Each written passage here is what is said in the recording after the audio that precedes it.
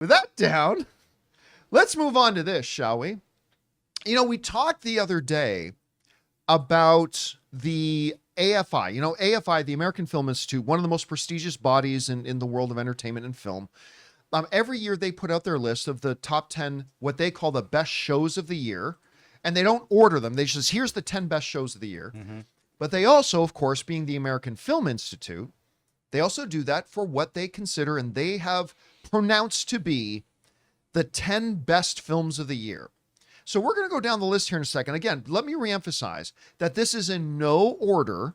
They, like, the AFI doesn't say, here's number 1, here's number 2. They just give you 10. These is what the American Film Institute deems to be the 10 best films of 2024. Here we go. The big no surprises. Anora. The Brutalist. That's the one with Adrian Brody. A Complete Unknown, the Timothée Chalamet one that's coming out here. Yeah. Conclave with Ralph Fiennes. Dune Part 2. Emilia Perez. Nickel Boys.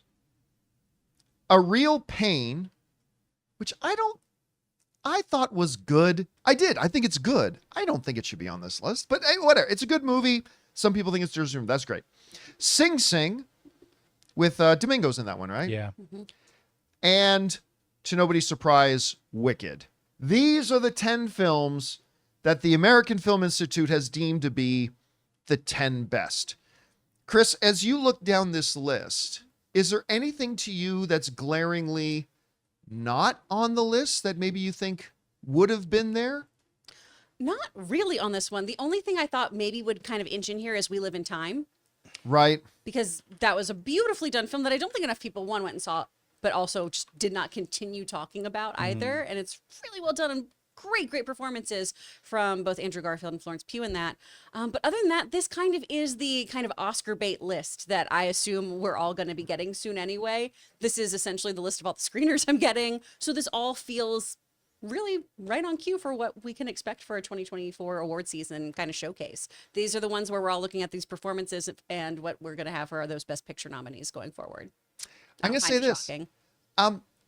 I don't think an animated film should be on the list just so there's an animated film on the list. But I think there's a strong argument for both Wild Robot and Inside Out too. Yeah.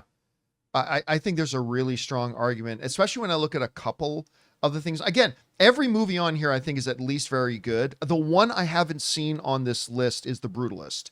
Haven't seen that. But Because it's out next week anyway. Yeah. yeah. But I mean, I really thought there should be. Now, just for comparison's sake, though, the Golden Globe nominations came out the other day, which, again, are as useless as my father would say, as useless as tits on a bull. But still, they listed 10 films in both drama and musical. Here's a couple that was on their list that didn't make it onto the AFI list. The Golden Globes nominated under Best Drama, Nickel Boys, Dune Part 2, Conclave, A Complete Unknown. But the one that wasn't there was September 5. Mm-hmm. Under musical and comedy, Anora is there, Emilia Perez is there, A Real Pain is there, Wicked is there. The Substance wasn't there. I'm not surprised. The Substance wasn't there. That was tough to watch. And Challengers was not there. Yeah. Did you know Challengers was listed under a musical or comedy? How? I know. Isn't it funny though? It's neither of those things. It's I know. funny that it got listed, and that's what makes it a comedy. As Ray said yesterday, threesomes are funny. So musical But there's or not comedy. even a threesome in that movie's such a nothing burger. If you like it, that's great. I But did it's, like it. I thought it was a good movie. I thought it was really an interesting movie. A best film of the year? No. Was it a musical or a comedy? No. No. And I'm really glad AFI didn't make that distinction in here. So yeah, anyway, there you go, guys. It's going to be interesting as we're heading now because voting starts soon for the Academy.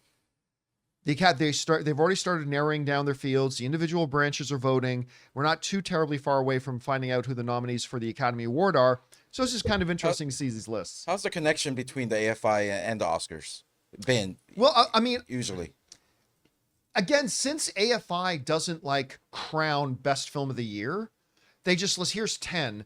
And so quite oftentimes a high percentage of those movies will be nominated for Best Picture at the Oscars. But that's easy to do because they're not narrowing it down. They just say, here's 10. So I bet at least at minimum 7 of these 10 will be on the Oscars 10 list. So we'll see. Guys, we want to take a second to thank a sponsor of today's video, Aura. Let's be honest, what most people really want for the holidays is to see their favorite people more often. That's why this year, the best gift you can give, besides plane tickets, is an Aura digital picture frame. Named the #1 digital photo frame by Wirecutter, Aura frames are incredibly smart and easy to use, allowing you to upload unlimited photos and videos directly from your phone to the frame. Plus, you can order the frame online and preload it with photos and videos using the Aura app, so it's ready to go right out of the box. Ann and I have had ours for a while now, and we absolutely love it. Because you may not know, Ann and I like to take a lot of pictures, including a lot of our dogs, Ann's recent trip to Paris, and a whole bunch of other things. And we love having it right on display right there in our living room. So save on the perfect gift by visiting auraframes.com to get 35% off Aura's best-selling Carver matte frames by using promo code Campea at checkout. That's AURA frames.com, promo code Campea. This deal is exclusive to listeners, so get yours now in time for the holidays. Terms and conditions apply. Anyway, guys, question is for you.